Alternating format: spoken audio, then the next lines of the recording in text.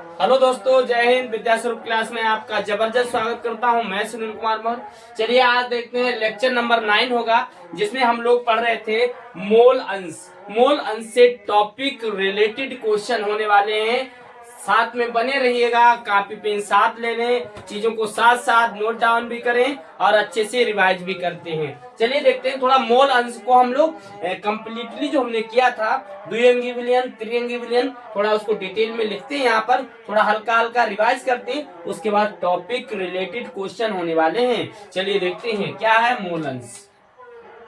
मोल अंश, मोल अंश तो आपको पता है मोल अंश क्या होता है। मतलब किसी विलयन में उपस्थित विलेय पदार्थ के मोल तथा कुल मोलों की जो संख्या होती है वो मोल अंश कहलाती है। ठीक है, तो द्विअंगी विलयन में क्या था, x1 प्लस में x2 बराबर में क्या था 1।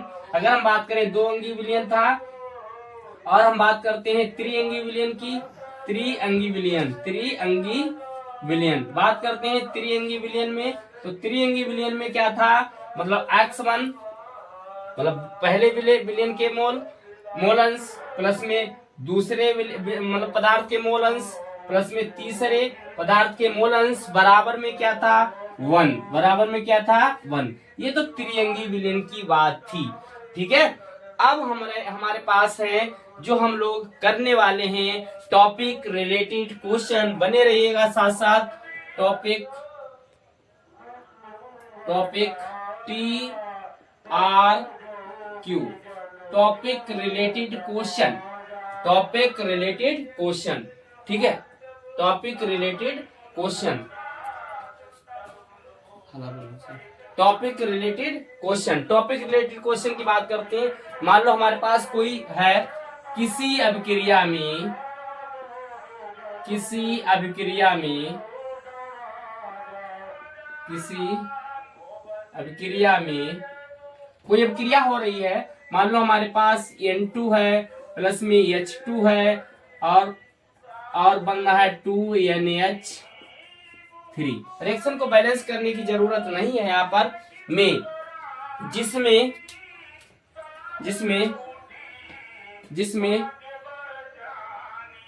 सॉरी जिसमें जिसमें जिसमें जिसमें जिसमें N2 के मोल अंश, N2 के मोल अंश, N2 के मोल अंश, N2 के मोल अंश 0.2 तथा तथा तथा तथा NH3 के मोल अंश, 3 के मोल अंश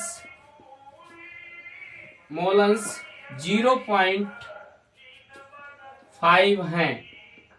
तो H2 के मोल अंश ज्ञात करो। तो H2 के मोल अंश ज्ञात करो, ज्ञात करो।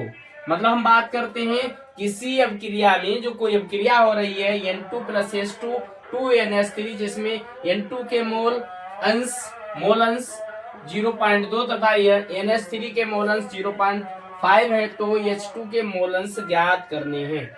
चलिए देखते हैं, दिया है, सॉल्यूशन करते हैं। दिया है, क्या क्या चीजें दे रखी हैं, क्या क्या सॉल्व करते हैं। सॉल्व, तो सॉल्व करना है, क्या क्या चीजें दे रखी हैं।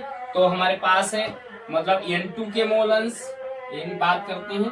तो XN2 बराबर कितना दे रखा है 0.2 मोल अंश, ठीक है। बात करते हैं NH यानी NH3 के मोल अंश 0.5 मोल अंश, 5 मोल अंश, ठीक है।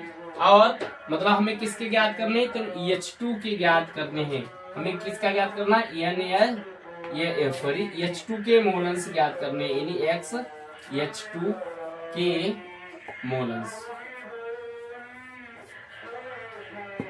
ठीक है, ये चीजें हमें। अब देखो, अगर हम आपसे बात करें सवाल में क्या क्या चीजें होती हैं, किसकी कितनी वैल्यू है, मतलब अगर हम बात करें कोई भी चीज है तो उसमें किसकी कितनी वैल्यू है तो वो वैल्यू बताता है, मतलब किसका भाग, मतलब किसका भाग ज्यादा है, किसका भाग कम है, कोई अपना ज्यादा रोल दिखा रहा है, कोई अपना कम रोल दिखा रहा है, कोई बिल्कुल नहीं दिखा रहा है। तो ये सवाल से, अंकित प्रश्न से पता चलता है कि किसकी वैल्यू कितनी है, उस जो क्वेश्चन हमारे पास दे रखा है उसमें किसकी कितनी वैल्यू होती है। चलिए देखते हैं यहाँ पर। अब हम ज्ञात है कि ये, अब समझ लो ये यहाँ पर N2H2 और अमोनिया है, तो ये समझ लो इसमें तीन चीजें पहले ऑलरेडी हैं। कौन कौन सी तीन चीजें, यानी नाइट्रोजन है, ऑक्सीजन है, नाइट्रोजन है, हाइड्रोजन है और अमोनिया है। तो तीन चीजें हैं हमारे पास। अगर हम बात करें तो N2 प्लस में H2 प्लस में NH3 बराबर में कितना होना चाहिए, 1 होना चाहिए। मतलब तीन चीजें तो हैं इसमें ऑलरेडी, तीन चीजें तो इसमें ऑलरेडी हैं ही हैं तीन चीजें। क्या है तीन चीजें, चलिए देखते हैं क्या होना चाहिए था। अगर हम बात करते हैं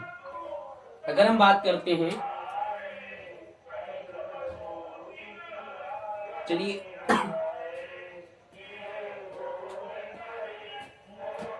तो बात करते हैं, त्रिअंगी विलयन हो जाएगा, त्रिअंगी विलयन है, त्रिअंगी विलयन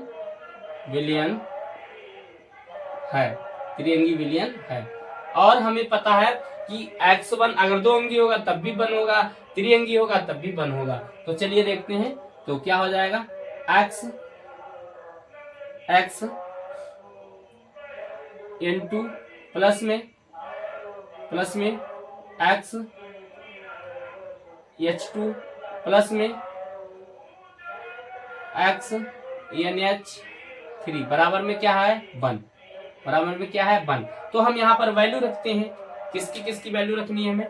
चलिए देखते हैं वैल्यू की। अगर हम बात करते हैं तो N2 की वैल्यू कितनी दे रखी है हमें, 0.2, और प्लस में अगर बात करते हैं XH2 की वैल्यू तो हमें निकालनी है, तो 2, और प्लस में इसकी वैल्यू दे रखी है 0.5 बराबर में कितना है, 1। अगर हम बात करें इन दोनों को जोड़ेंगे, तो अगर जोड़ेंगे तो डिजिट को एक तरफ कर लेते हैं। तो चलिए देखते हैं क्या होगा, हमें 0.7 प्लस में क्या हो जाएगा आपका XH2, मतलब H2 बराबर में कितना है, 1। अगर हम बात करें H2 बराबर में 1 को इधर लाएंगे, ठीक है। अब 1 को इधर लाएंगे और इसको उधर ले जाना हमें, बराबर में, उधर ये प्लस का है, उधर जाएगा माइनस का 0.7। अगर हम बात करें तो यहाँ पर कितना हो जाएगा ये, तो यहाँ पर हो जाएगा आपका, बात करते हैं यहाँ पर ये हो जाएगा XH2 की जो वैल्यू आ जाएगी वो कितनी आने वाली है। यहाँ पर अगर हम बात करें मतलब 100 है ना, तो अगर हम बात करते हैं 0 पॉइंट कितना घटाना है, 0.7, तो यहाँ पर कितना हो जाएगा, तो 0.7 घटाना तो हमारा हो जाएगा यहाँ पर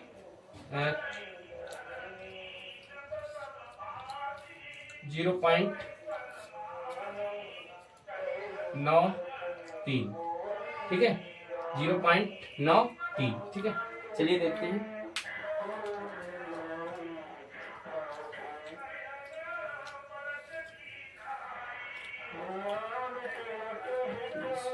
मतलब ये यहाँ पर मतलब इसको यहाँ पर हो जाएगा आपका, यहीं पर लिखते हैं इसको, यहाँ पर हो जाएगा आपका कितना, X, इसमें लिख देते हैं XH2 कितना हो जाएगा। अब 1 है, 1 से 0.7 यानी 0 पॉइंट कितना बचेगा, 3, 0.3, मतलब तो मोल अंश कितने हो गए, H2 के मोल अंश कितने हो गए, 0.3, कितने हो गए, 0.3, ठीक है। तो ये मतलब ये टॉपिक रिलेटेड क्वेश्चन है, इसे आप कंप्लीटली जरूर पढ़ेंगे, ठीक है। तो ठीक है, यहाँ तक चीज क्लियर है। अगला देखते हैं क्वेश्चन।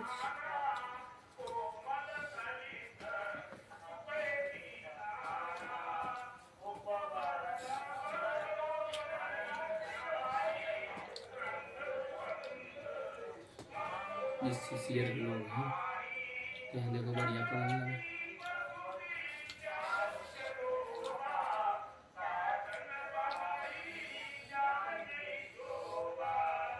एक सवाल, अगला सवाल है तो अगला सवाल क्या है हमारे पास, नंबर 2 पर सवाल है।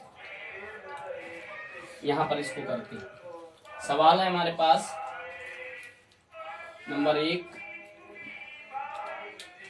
नंबर 2।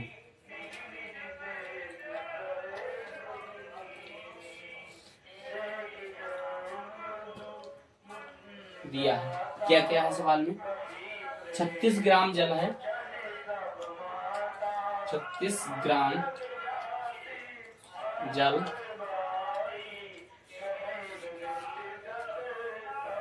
46 ग्राम एथिल अल्कोहल, 46 ग्राम एथिल अल्कोहल,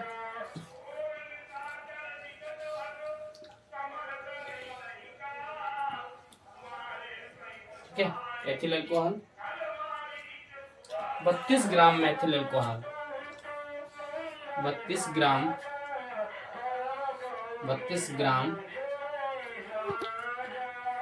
मेथिल अल्कोहल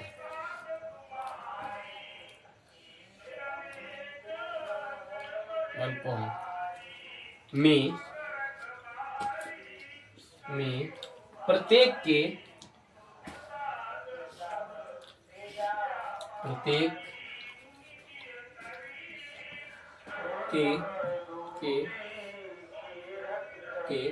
मोल अंश ज्ञात करो, मोल अंश ज्ञात करो। चलिए देखते हैं इस सवाल को, इस सवाल से क्या क्या चीजें हम लोग सीखेंगे। तो ये सवाल है हमारे पास, 36 ग्राम जल है, 46 ग्राम मेथिल अल्कोहल, 32 ग्राम मेथिल अल्कोहल है। चीजें क्या क्या दे रखी हैं हमारे पास, तो सॉल्व हल करते हैं। तो चलिए देखते हैं, हल करना हमको। तो दिया है क्या क्या चीजें दी हैं, वैल्यू को हटाएंगे, वैल्यू को मतलब चीजें, वैल्यू क्या है दिया है, क्या क्या चीजें दे रखी हैं। देखो 36 ग्राम जल दे रखा है। हम अगर बात करें, पहला कंपोनेंट हमारे पास है जल, तो हमारे पास जल पहला कंपोनेंट क्या है, जल। तो 36 ग्राम जल कितना दे रखा है, H2O कितना दे रखा है, 36 ग्राम। कितना है, 36 ग्राम, ठीक है, 36 ग्राम, ठीक है। बात करते हैं एथिल अल्कोहल, C2H5OH हमारे पास दे रखा है 46 ग्राम। कितना दे रखा है, 46 ग्राम। बात करते हैं 46 ग्राम।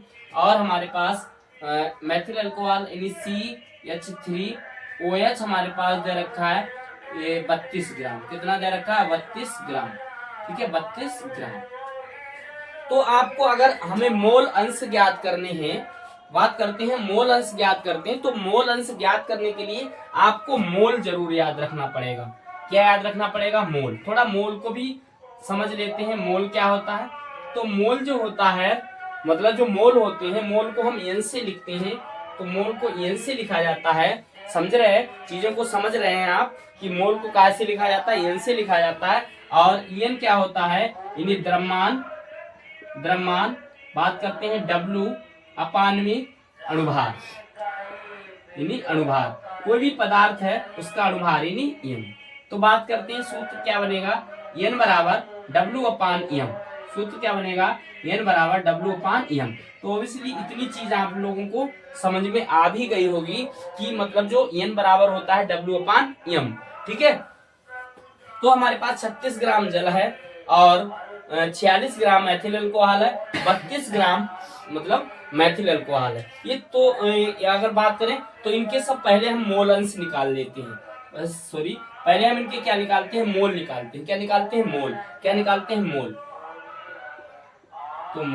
तो मोल निकालेंगे तो मतलब अगर हम बात करें तो मोल को कहाँ से लिखते हैं, एन से, यानी NH2 कितना आएगा।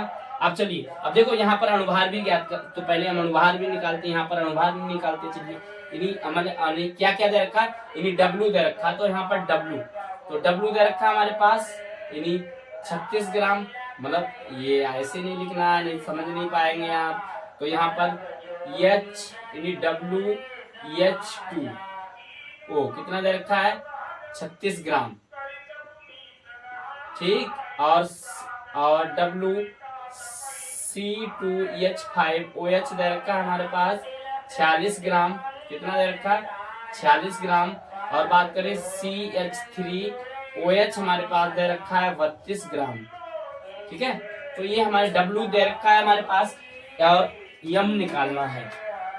तो हम बात करते हैं W दे रखा है M, यानी जल का जो अनुभार होगा वो कितना होगा H2O कितना होगा, बात करेंगे तो इसका होता है हाइड्रोजन का होता है 2, मतलब 1 होता है और 2 मतलब 2 अणु है और गुणे में 1 प्लस में ऑक्सीजन कितना होता है 16, तो कितना हो जाएगा इनी, अगर हम बात करें तो अनुभार इसका इनी M कितना हो जाएगा H2O का M कितना हो जाएगा, तो बात करते हैं 18 कितना हो जाएगा 18 कितना हो जाएगा 18 कितना हो जाएगा 18 कितना हो जाएगा 18 M इसका आ गया। उसके बाद बात करते हैं C2H5OH इसका कितना हो जाएगा, बात करते हैं चलिए देखते हैं। कार्बन कितना है 2, गुणे में कितने हैं 12, मतलब 2 अणु होते हैं 12 इसका परमाणु द्रव्यमान होता है। हाइड्रोजन कितने प्लस में 1 गुणे में 5 प्लस में ऑक्सीजन कितना है 16, अगर हम बात करते हैं 16 प्लस में 1 तो 1 कितना हो जाएगा 12 दूनी 24 और बात करते हैं 17 और 5 22, तो कितना हो जाएगा आपका 22 तो कितना हो जाएगा 4 2 6 यानी कितना हो जाएगा 46, कितना हो जाएगा 46। बात करते हैं ये तो रहा है आपका मतलब इसका क्या नाम यम, किसका यम इसका यम।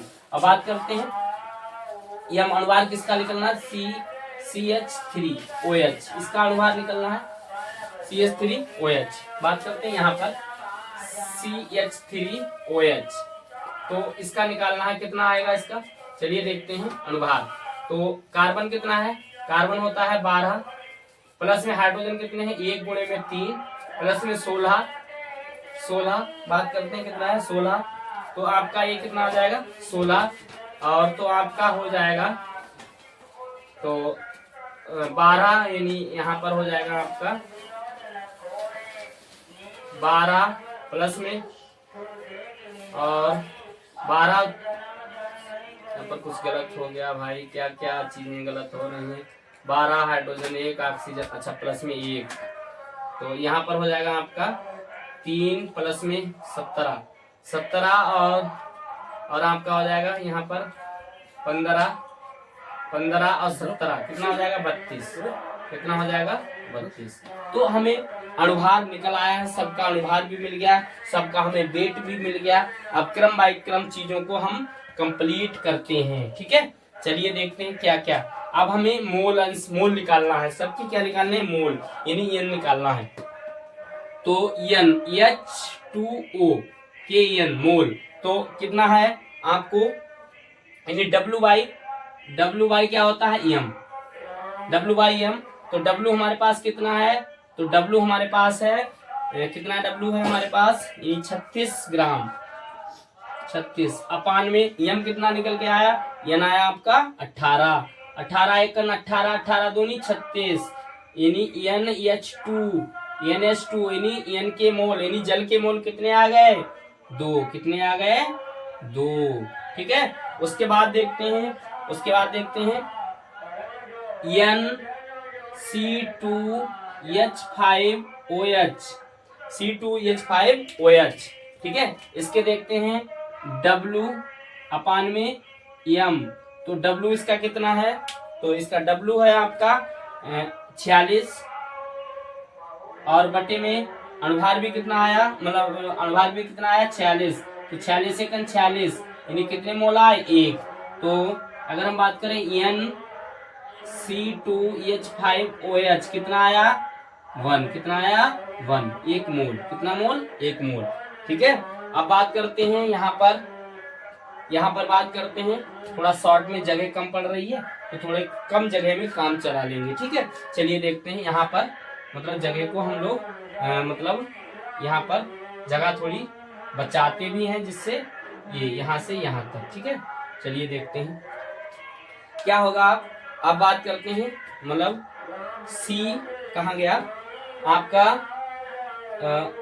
एन, किसका एन, CH3OH क्या होता है W/M, तो इसका कितना, तो एन CH3OH कितना आएगा, W कितना दे रखा है आपका 32, कितना दे रखा है 32, अपान में M कितना आएगा, M भी कितना आया 32, कितना आया 32, तो 32 से 32 कितना आ जाएगा NCH3OH कितना आएगा 1, 1 मोल, कितना आएगा 1 मोल।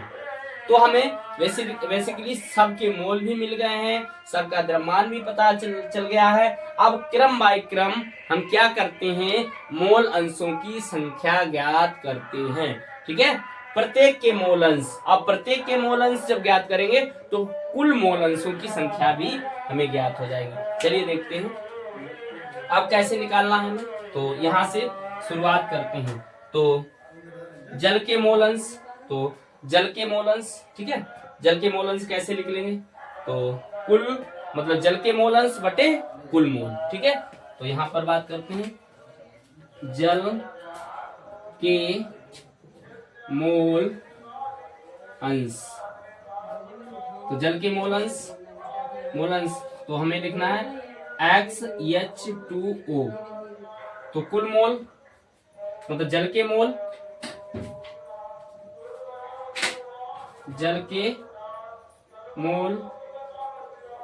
बटे कुल मोल।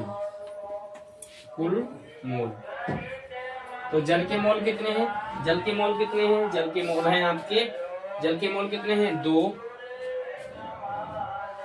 और कुल मोल कितने हैं आपके, कुल मोल हैं आपके 2 प्लस में 1 प्लस में 1, तो कितना हो जाएगा, तो 2 अपान में 2 दूनी 2 2 4, 2 1 मतलब बात करते हैं 0.5, कितना आएगा 0.5 कितना आएगा 0.5। ठीक है, तो यहाँ पर देखते हैं अब जल के मोल अंश आ गए। उसके बाद हम बात करते हैं एथिल अल्कोहल के मोल अंश। यहाँ पर करते हैं एथिल अल्कोहल के मोल अंश, एथिल अल्कोहल के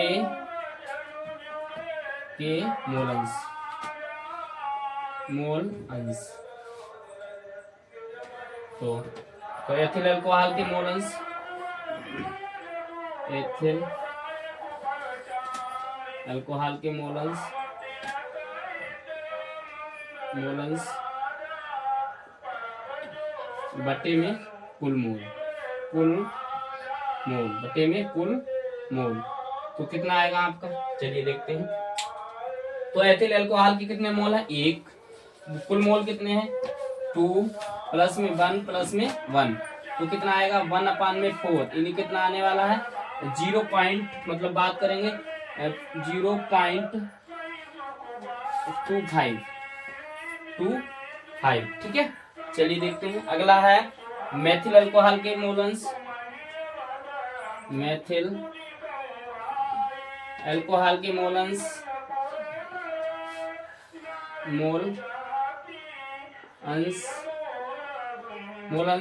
तो यहाँ पर हो जाएगा मेथिल अल्कोहल के मोल अंश, मेथिल अल्कोहल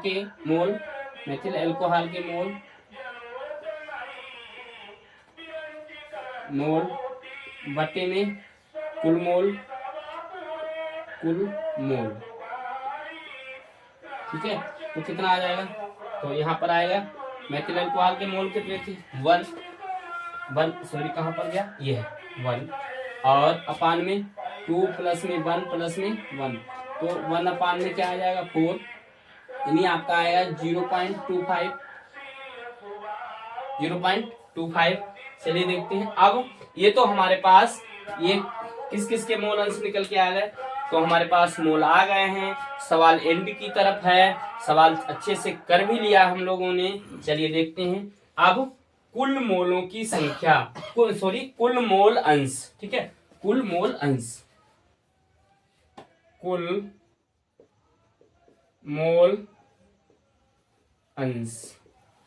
तो कुल मोल अंश मतलब हमारे पास यानी XH2 प्लस में XC2H5OH प्लस में XCH3OH बराबर में कितना आना चाहिए 1। कितना आना चाहिए 1। चलिए देखते हैं बराबर में कितना आना चाहिए 1। कितना आना चाहिए 1। ठीक है, तो यहाँ तक चीजें कंप्लीट होंगी। अब देख 1 कैसे आएगा, तो इसको ऐड भी करते हैं। तो यहाँ पर जगह थोड़ी कम पड़ रही है, इसको ध्यान से रखना। यहाँ पर ला रहे हैं हम लोग, ठीक है, मतलब इसको हम ऊपर ला रहे हैं। ये एरो का चिन्ह बना हुआ है कहाँ, यहाँ, ठीक है, यहाँ पर करते हैं। तो कितना आ जाएगा, टोटल करेंगे तो आपको मिलेगा XH2O प्लस में XC2H5OH प्लस में XCH3OH ठीक है। आप वो देखते हैं, सबके जोड़ते हैं तो कितना आने वाला है 1 आना चाहिए। तो देखो इसके मोल कितने आए थे 0.5, इसके कितने आए थे तो 0.25 प्लस में इसके कितने आए थे, इसके कितने आए थे 0.25। तो सबके मिलाकर के कितने होने चाहिए थे 1। कितना होना चाहिए था 1, तो हो भी गया 1। देख लो आप, क्लियर चीजें हो गई होंगी यहाँ तक। चलो कुल मोल अंश की संख्या कितनी है 1। ठीक है, देखो कैसे आया, तो जोड़ के देख लो यहाँ पर 0.5 0.25 0.25 जोड़ेंगे 5 5 10 का 0 हासिल कितना 1 5 4 9 9 10 का 0 हासिल 1 कितना आ गया 1। ठीक है, तो यहाँ तक 2 सवाल हुए जो टॉपिक रिलेटेड क्वेश्चन थे।